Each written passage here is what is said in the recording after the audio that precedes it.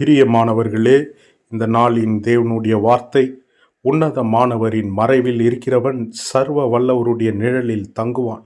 சங்கீதம் 91 1. ஆம் பிரியமானவர்களே, இந்த நாளிலே நாம் படித்த வசனத்தின் பிரகாரமாக வெளிச்சம் இருந்தால்தான் நம்முடைய நிழல் நமக்கு தெரியும். ஒளி இல்லாத இடத்துல நிழலை பார்க்க முடியாது. இருட்டறையில் நீங்கள் நிழலை தேடினால் கூட உங்களுக்கு கிடைக்காது. காரணம் என்னென்னா, கொஞ்சம் வெளிச்சம் இருந்தால் தான் அந்த நிழல், அதாவது நம்முடைய சரீரத்திலிருந்து வெளிப்படுகிறதான அந்த நிழல் நாம் பார்க்க முடிகிறது. அதை போல பிரியமானவர்களே, நம்முடைய வாழ்க்கையிலே வெளிச்சமாகிய இயேசு கிறிஸ்து இருக்கும் பொழுது தான் நம்மோடு தொடர்ந்து வருகிறதான கர்த்தருடைய தேவனுடைய பிரசனம், கர்த்தருடைய கிருபை, கர்த்தருடைய ஆசீர்வாதம் நம் மீது இருப்பதை நாம் உணர முடியும், பார்க்க முடியும். அந்த அற்புதங்களை நாம் காண முடியும்.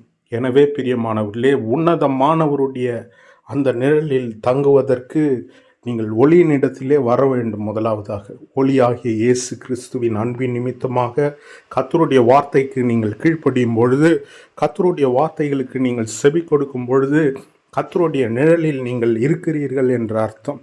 அந்த நிழலில் யாரெல்லாம் இருக்கிறீர்களோ அவர்களுக்கு தேவைகள் ஒன்றும் குறைப்படாது. கர்த்தர் அதன் காலத்திலே நேர்த்தியாக ஏற்ற வேளையிலே உங்களுடைய தேவைகளை சந்திக்க வல்லவராய் இருக்கிறார்.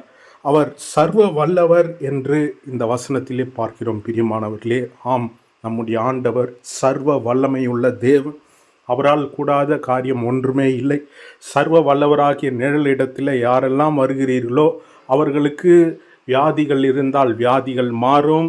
மந்திர சூனியங்கள், செய்வினை கட்டுகள், பிசாசின் கிரியைகள் ஏதாவது இருக்குமானால் இந்த சர்வ வல்லவருடைய இயேசு கிறிஸ்துவின் நிழலில் நீங்கள் வரும்பொழுது எல்லா பிசாசுகளும் மந்திரங்களும் உங்களுக்கு விரோதமாய் பேசுகிற மனிதர்களுடைய வாய்களை தேவன் கட்டி போடுவார். பிரியமானவர்களே, எனவே நீங்கள் ஒன்றுக்கும் கவலைப்படாமல் எல்லா விதத்திலையும் தேவனை ஸ்தோத்தரித்து உங்களுடைய ஜெப விண்ணப்பங்களை தேவனுக்கு தெரியப்படுத்திங்க.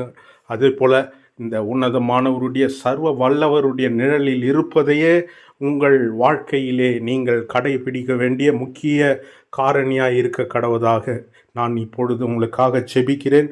கர்த்தருடைய சர்வ வல்லவருடைய நிழலில் நீங்கள் இன்றைக்கு வந்தடையத்தக்கதாக உங்களை ஒப்புக்கொடுங்கள். கர்த்தர் தாமே உங்களை ஆசீர்வதிப்பாராக. ஆமென்.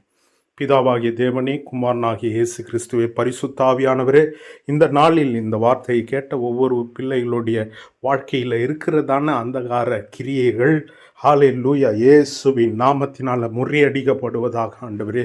அப்பா, யாரெல்லாம் வியாதியில், யாரெல்லாம் மந்திரம், சூனியம், செய்வினை கட்டுகள், அதே போல் சத்ருவின் ஆண்டவரே தொடர் சிக்கல்களிலே காணப்படுகிற பிள்ளைகளை கர்த்தர் ஒளிப்பீடத்திலே கொண்டு வருவீராக.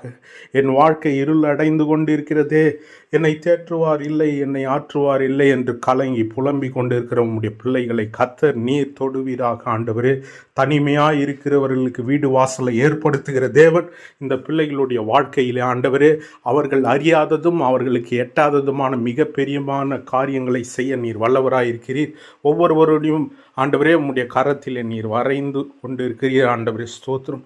ஒவ்வொரு பிள்ளைகளும் ஆண்டவரே, இந்த வார்த்தையை கேட்ட ஒவ்வொரு பிள்ளைகளும் அவர்கள் ஆண்டவரே உன்னதமானவருடைய சர்வ வல்லவருடைய நிழலில் வந்து தங்க ஆண்டவரே கர்த்தர் இன்று ஆண்டவரே இந்த வசனத்தின் நிமித்தமாக ஒவ்வொருவருடைய குடும்பத்தையும் தனிப்பட்ட வாழ்க்கையையும் அவர்கள் செய்கிறதான வேலை, வியாபாரம், ஊழியங்களை கர்த்தர் தாமே நீர் ஆசீர்வதிப்பீராக. இந்த நாள் முதற்கொண்டு ஆண்டவரே ஸ்தோத்திரம், இந்த வசனத்தின்படி கர்த்தர் அவர்கள் மறைவில், உம்முடைய மறைவில் இருக்கத்தக்கதாக அவர்களுக்கு கிருபை பாராட்டும். ஆண்டவரே, அவர்கள் சரீரத்தில் இருக்கிற எல்லா வியாதிகளும் வெளியேறுவதாக, சுகம் அடைவார்களாக. ஹல்லேலூயா. ஆண்டவரே, குழந்தை பாக்கியம் இல்லாதவர்கள் குழந்தை பாக்கியத்தை கர்த்தர் நீர் கொடுப்பீராக, ஆசீர்வதிப்பீராக. ஹல்லேலூயா. வருமானத்திற்கு வழி இல்லாமல், வேலை இல்லாமல் இருக்கிற பிள்ளைகளுக்கு நல்ல ஒரு வருமானத்திற்கு, அவர்களுக்கு ஏற்ற தகுதிக்கு அப்பாற்பட்ட ஆசீர்வாதத்தினால் அவர்களை நிரப்புவீராக. எல்லா மாந்திரிக கட்டுகளில், செயல்களில் ஆண்டவரே ஈடுபட்டு இருக்கிறவர்களை ரட்சியும். ஆண்டவரே ஸ்தோத்திரிக்கிறோம். இந்தியா இயேசுவுக்கு சொந்தமாகட்டும். ஆண்டவரே கர்த்தர் நீர் ஒருவரே உம்முடைய பிள்ளைகளுக்காக யுத்தம் செய்ய வல்லவராய் இருக்கிறீர். நீர் சர்வ வல்லவர் என்ற நாமம் உடைய தேவன். ஆண்டவரே, நீர் சர்வ வல்லவர் என்ற நாமம் உடைய தேவன். இந்த நாமத்தினாலே நாங்கள் செபிக்கிறோம். நீ சர்வ வல்லவராய் இருப்பதினால் ஆண்டவரே, இந்த சர்வ வல்லவரிடத்திலெல்லாம் யாரெல்லாம் தஞ்சம் புகழ்கிறார்களோ அவர்களை எல்லாரையும் ஆசீர்வதியும், பாதுகாத்து கொள்ளும், பலப்படுத்தும், ஆசீர்வதியும். இயேசுவின் நாமத்தினால் ஜெபிக்கிறேன் ஜீவனுள்ள நல்ல பிதாவே. ஆமேன், ஆமேன், ஆமேன்.